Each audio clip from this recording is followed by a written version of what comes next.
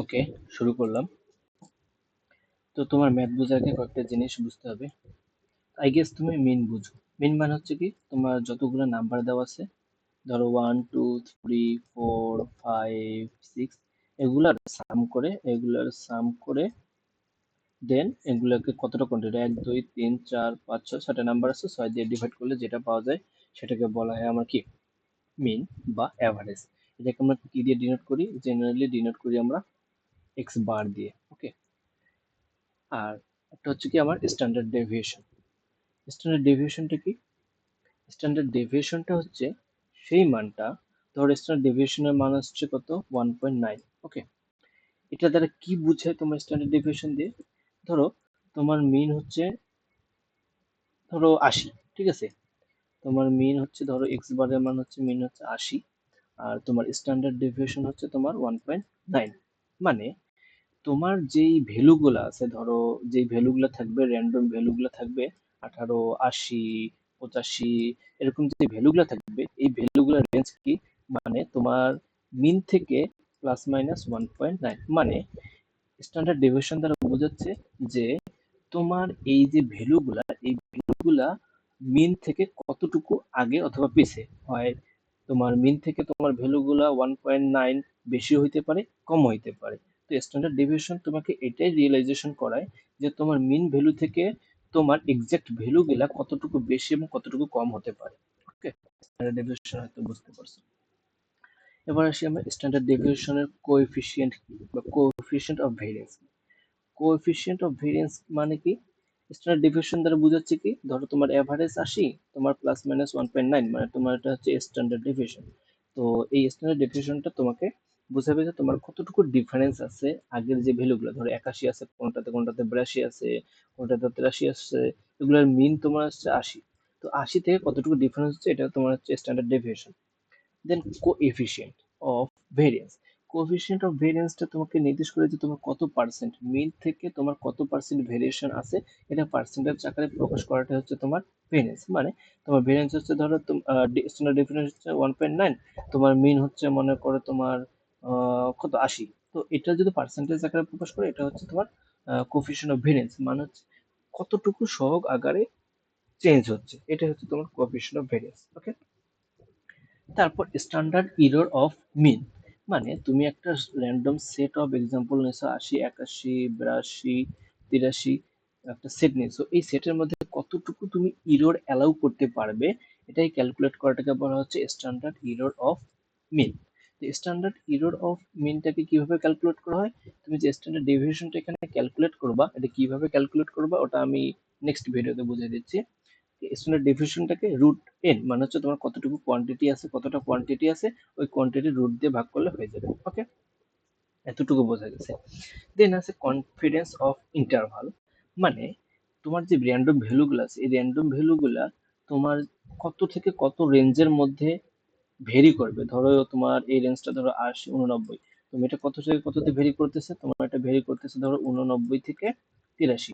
তো তুমি এটা কিভাবে ক্যালকুলেট করবা, সবগুলো মান না জেনেই সেভাবে ক্যালকুলেট করতে পারবা। তুমি আগে কি করবা, মিনটা তোমার জানা থাকতে হবে, আর তোমার কি জানা থাকতে হবে, স্ট্যান্ডার্ড এরর অফ মিন জানা থাকতে হবে। এটা তোমার কোশ্চেনে দেওয়া থাকবে, অনেক কোশ্চেনে দেওয়া আছে দেখবা, অথবা ক্যালকুলেট করতে হবে। আর এই জেড এর ভ্যালুটা তোমাকে বসাইতে হবে নিজে। জেড এর ভ্যালুটা কোথা থেকে পাবা? জেড এর ভ্যালুটা পাবা সেখান থেকেই যে তুমি ধরো তুমি 90% কনফিডেন্স নিয়ে কাজ করতেছো, মানে তুমি কাজ করতেছো, তুমি যদি 100 জন কৃষক নিয়ে কাজ করো, তার মধ্যে তোমার 90 জন কৃষক ঠিক করবে। তো এটা নিয়ে যদি করো, তাহলে তোমার জেড এর মান হবে 1.645। আবার যদি তুমি 95% কনফিডেন্স নিয়ে কাজ করো, তাহলে তোমার জেড এর মান হবে 1.96। এটা মুখস্থ। তো মোস্টলি এটা ইউজ করা হয়, তোমার ম্যাথে এটা ইউজ করা হয়েছে। দেন আরেকটা ইউজ করেছে, সেটা যদি 99% কনফিডেন্স নিয়ে কাজ করো, তাহলে তোমার যেটা মান হবে 2.576। এটা হচ্ছে তোমার একটা ইকুয়েশন। ওকে, এই সূত্রটা মনে রাখো। দেন হচ্ছে জেনোটাইপ ভেরিয়েন্স। জেনোটাইপ ভেরিয়েন্স কিভাবে বের করে? জেনোটাইপ ভেরিয়েন্স, তোমার একটা অ্যানোভা টেবিল আছে, অ্যানোভা টেবিলটা তোমাকে আর্ট করে দেখাই। অ্যানোভা টেবিলটাতে এখানে থাকে তোমার রেপ্লিকেশন টাইপ, তারপর হচ্ছে এখানে জেনোটাইপ, তারপর এটা হচ্ছে তোমার ইরর, ঠিক আছে? ইরর। তো এখানে থাকে তোমার কি, ডিগ্রি অফ ফ্রিডম, আর এখানে থাকে এসএস গুলা। এখানে যে ভ্যালুটা থাকে এটাকে বলা হয় আর এস এস, এটাকে বলা হয় জিএসএস, এটাকে বলা হয় ইএসএস। ওকে, তো আর আর মানে কি, আর এর ডিগ্রি অফ ফ্রিডম ধরো, এখানে আমার ডিগ্রি অফ ফ্রিডম 2, এখানে আমার ডিগ্রি অফ ফ্রিডম ধরো তোমার 4, তো এখানে আমার ইরোর কত হবে, 4 দুগুণা 8, ইরোর ডিগ্রি অফ ফ্রিডম। তো তুমি যদি এখানে বের হবে যেটা হচ্ছে এম ইকুয়াল টু কি হবে, এস এস বাই ডিএফ।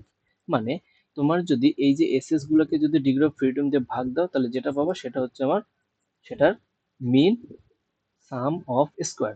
তার মানে এটা হবে কি আর এস এস ভাগ 2, আবার এখানে হবে কি R S S, sorry, GSS GSS by 4, এটা হয়ে যাবে কত, ইএসএস বাই 8।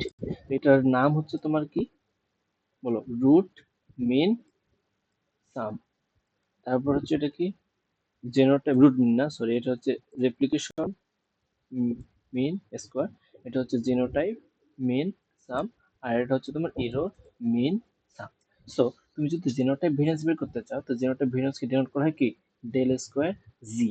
তো এটাকে আমি কিভাবে ক্যালকুলেট করতে পারি, এই যে এই জিএমএস, এই জিএমএস মাইনাস ইএমএস, এই ইএমএস করে তোমার টোটাল রেপ্লিকেশন টাইপ, রেপ্লিকেশন কয়টা, এখানে 2 যদি হয় তাহলে 2 এর ডিগ্রি অফ ফ্রিডম 1 যোগ করলে 3টা, তাহলে 3 দিয়ে ভাগ দিয়ে দিবা। ওকে, ফাইন। দেন যদি ফেনোটাইপ ভেরিয়েন্স বের করতে বলে, তাহলে ফেনোটাইপ ভেরিয়েন্স কিভাবে বের করতে হবে, ফেনোটাইপ ভেরিয়েন্স কে ডিনোট করে ডেল স্কয়ার পি দিয়ে, আর এটা del square p equal to কি, এটা হচ্ছে, এটা বের করতে হয় যে genotype variance plus EMS. Genotype variance তো তুমি আগে বের করতে হবে, জেনোটাইপ ভেরিয়েন্স কিভাবে বের করতে হয়, জেনোটাইপ ভেরিয়েন্স বের করতে হয় এইভাবে, যে জেনোটাইপ ভেরিয়েন্স এর মান এখানে বসাবো, আর ইএমএস এর মান তুমি এখানে পাইছো, এটা প্লাস করে দিলে তোমার ফেনোটাইপ ভেরিয়েন্স বের হয়ে যাবে। ওকে, তারপর তুমি জেনোটাইপ কোএফিসিয়েন্ট অফ ভেরিয়েন্স যদি বের করতে চাও, তাহলে তুমি এই যে জেনোটাইপ ভেরিয়েন্স বের করছো এটা রুট করবা, তারপর মিনটা দিয়ে ভাগ করে 100 দিয়ে গুণ দিলে তোমার জেনোটাইপ ভেরিয়েন্স কোএফিসিয়েন্ট বের হয়ে যাবে, কোএফিসিয়েন্ট ভেরিয়েন্স বের হয়ে যাবে। আর ফেনোটাইপের সেম এস, ফেনোটাইপ ভেরিয়েন্স যেটা বের করছো এটা যদি রুট করো, রুট করে দেন তোমার মিন দিয়ে ভাগ দিবা, মিন দিয়ে ভাগ দিয়ে 100 দিয়ে গুণ দিলে তোমার বের হয়ে যাবে ফেনোটাইপ কোএফিসিয়েন্ট অফ ভেরিয়েন্স। ওকে, এই ইকুয়েশন গুলো আপাতত তুমি বুঝো।